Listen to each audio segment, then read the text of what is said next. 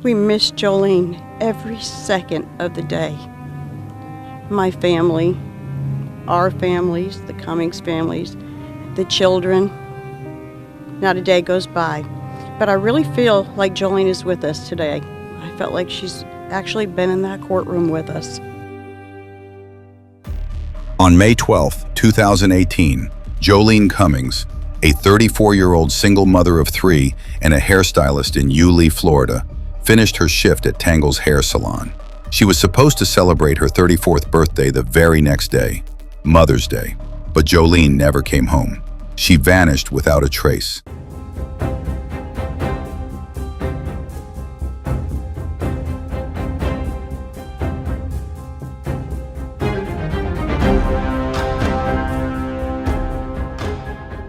This is the story of Joleen Cummings, her mysterious disappearance, and the woman who was later found guilty of her murder.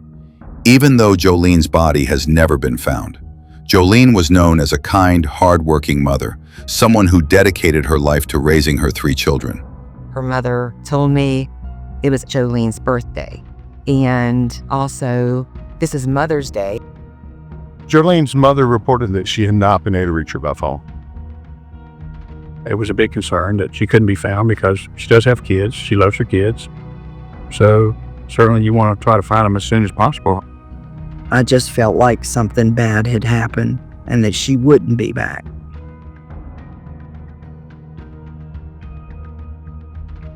Her disappearance was not only devastating but completely out of character. On the evening of May 12, 2018, she closed up shop at Tangles Hair Salon. It was the last time anyone saw her alive. The next day, Mother's Day, and also Joleen's birthday, she didn't show up to pick up her kids from her ex-husband. For her family, alarm bells started ringing immediately. Just waiting on her to pull up at any minute. How long did you wait for her to look missing? Almost about an hour. By May 14th, her mother reported her missing to the Nassau County Sheriff's Office. Have you seen any social media posts from her? No, she didn't even acknowledge her birthday. That same day, deputies began investigating the salon. At the salon, deputies noticed something strange. Kimberly Kessler, Joleen's coworker, suddenly called the salon's owner to say she was leaving town.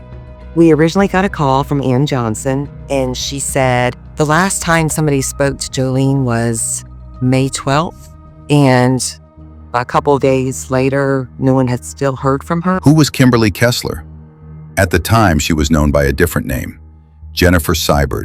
She had been working at the salon for just 1 month. But as investigators soon learned, this wasn't just a simple case of a missing woman. Investigation, we have obtained evidence, which we are not releasing at this time, which leads us to believe Joleen is not alive. The video showed the driver sit there for a few minutes and then get out. We were hoping to see Joleen get out of that vehicle. Kimberly Kessler herself was hiding a dark and complex past. On May 15th, investigators located Joleen's beige Ford Expedition, abandoned near a Home Depot parking lot. Surveillance footage revealed that it was Kessler, disguised as Jennifer Seibert, who had parked the SUV around 1:17 a.m. on May 13th.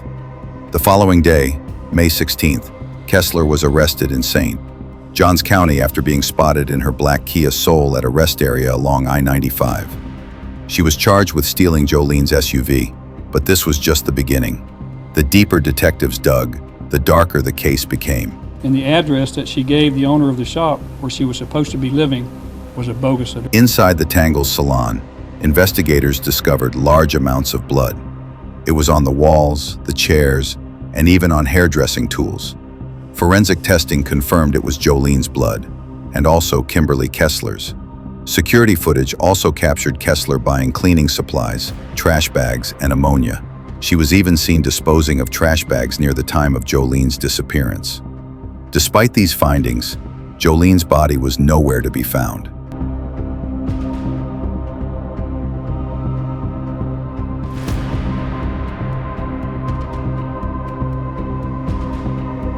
In July 2018, authorities, alongside the FBI, launched a massive search of the Kessler Island landfill in Georgia.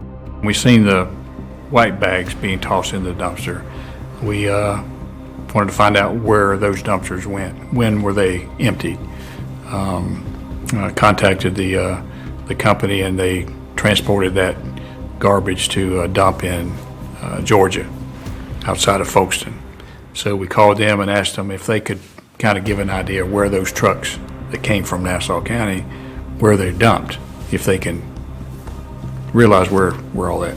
So they thought they could pinpoint it in, but when you dump a load of trash, garbage there, they have these bulldozers pushing the garbage all over. So you may dump it here, but it may wind up over in that area. So we asked them if they would not dump any more garbage in that particular area in case we needed to search it later on. For a full week, search teams combed through 3,300 tons of trash.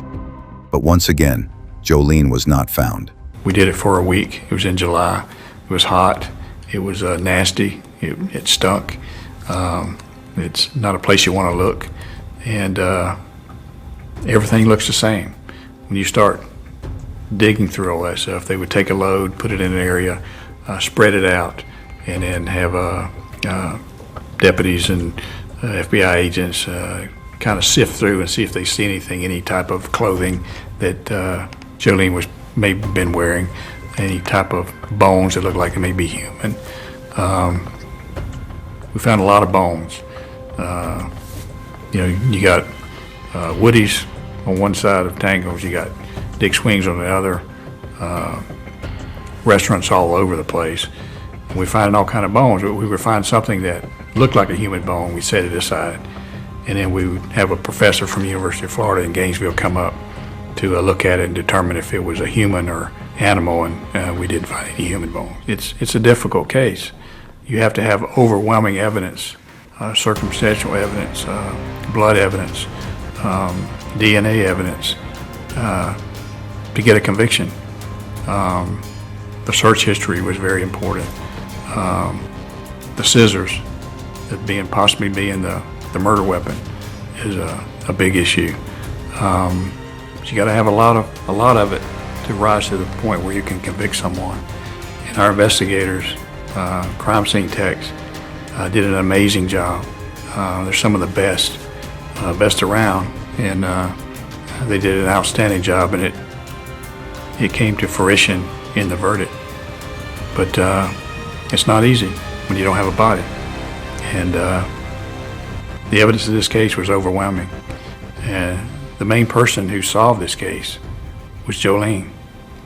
She left her blood and her DNA, and that's what convicted Kimberly Kessler. The truth about Kimberly Kessler shocked even seasoned investigators. She was not Jennifer Seibert. She wasn't even Kimberly at times. This case is something that I know I'll never forget. When you look at all the evidence you found, the facts, and the whole circumstance of what took place, it's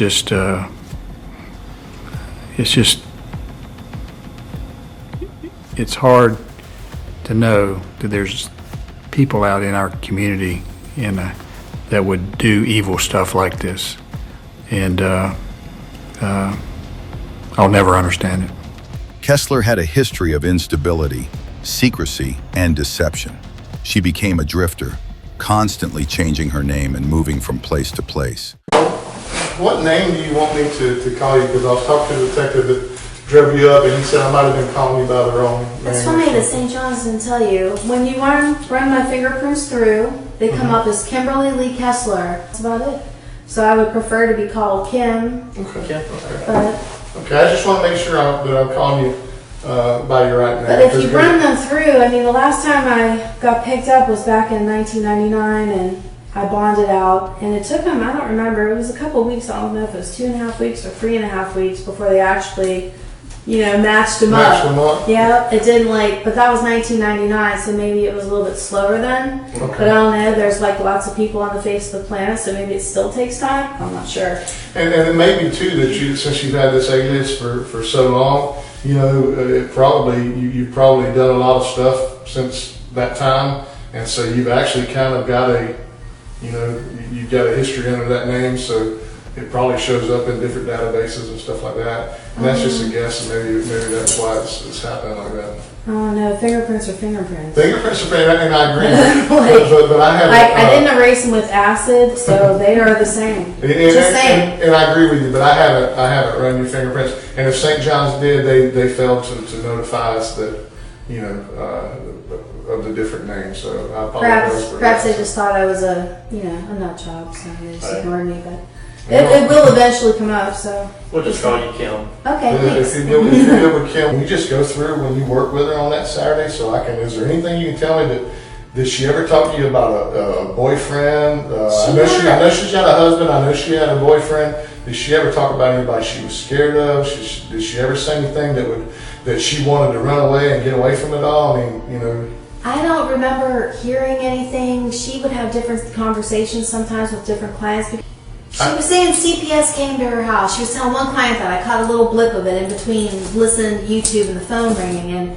And I remember hearing her say she thought her ex-husband or her husband was doing to get out of paying child support. That's all I heard, and I don't remember ever hearing about a boyfriend ever. But then again, I don't always really pay attention. Did she tell you who she was hanging around with, or was she into anything that maybe she shouldn't have been She into? would just say to me, like, the time or two that she'd say, I'm just going home and having a quiet night at home, or like, I don't have the kids tonight, or, whatever, I'm just going to enjoy this. And I'd be like, you're young, why don't you go out? She's like, no, I don't need a man in my life. But here she had a boyfriend, I didn't even know that. Was she involved in any bad habits or anything that could get her in trouble?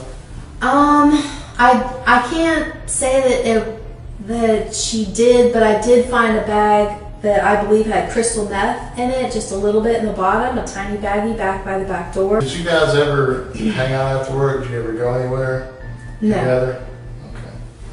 Okay. Is she ever allowed to use your car? You're allowed to use her car? Did you ever go anywhere together like that? No. Okay. But you asked me all that before and answered before. Okay. That's all right.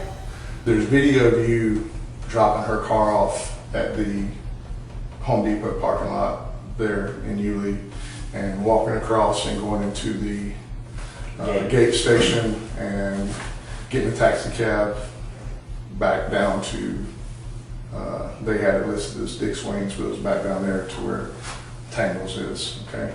And that's why you're charged with a grand theft auto. And I'm not trying to trick you, I'm not trying to fool you. You're opening up to me and I'm opening up to you, okay? Mm-hmm. That's the reason you're charged with that. You're not charged with anything else, okay? But something happened to Joleen, and we actually sent our crime scene unit out to process Tangles, and there was some evidence there, okay? We have also, and I don't want you to think I've been fooling you. I just want to talk to you and get to know you a little bit, because I think something that you didn't plan happened. But let me tell you what we did, okay? Because I just want to be honest with you, because I think something bad happened that you didn't intend to happen. But we have, taken a look at your car, and we went out and went to your storage unit on the island. And we did that all on a legal basis. We have search warrants for them all, okay? We've got the video of you when you go in and buy a bottle of water, you bought it on your credit card. You paid for the cab on your credit card. You used the clerk's phone to make the phone call to the cab company. We also have recovered your shoes that has Joleen's blood on your shoes. So I just want you to, if something happened that you didn't intend to happen, I want to talk to you about it. I don't think you're an evil person. I don't think you're a mean person. I think you have done one hell of a job getting through the last 25 years. So let me reply this way, and you may not like the answer. I would like legal counsel. For detectives, she was both a mystery and a nightmare. On September 7th, 2018, Kimberly Kessler was formally indicted for first-degree murder in the death of Joleen Cummings. But her trial would be delayed again and again. I refuse the public defender's office. They appointed Jordan Beard, Joleen Cummings' cousin, as my public defender. In 2019, a judge ruled her incompetent to stand trial after multiple mental health evaluations. She was committed to a state hospital for treatment. At one point, she even went on a prolonged hunger strike, dropping from nearly 200 pounds to under 90, forcing authorities to consider court-ordered feeding. By October 2020, however, she was ruled competent to face prosecution. The trial finally began in late 2021. Kimberly Kessler, throughout the proceedings, was known for her courtroom outbursts. She accused her attorneys, shouted bizarre claims, and repeatedly disrupted hearings. Despite the fact that Joleen's body was never found, the prosecution argued convincingly that the evidence left no reasonable doubt.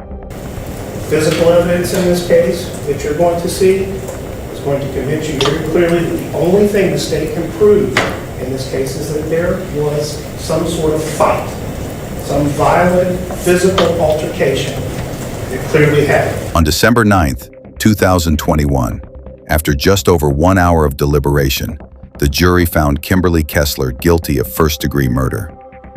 Kimberly Kessler was sentenced to life in prison without the possibility of parole.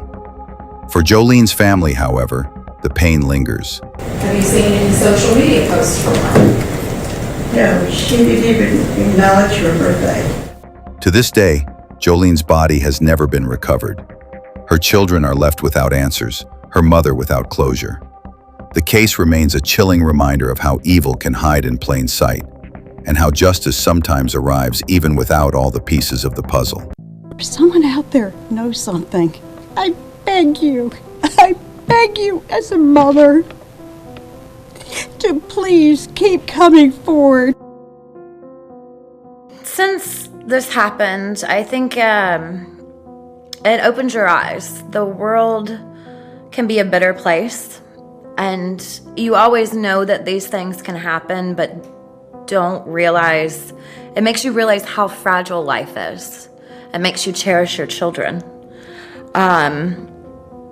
It makes you lock your doors at night and watch your back more than you ever did before. They were devastated.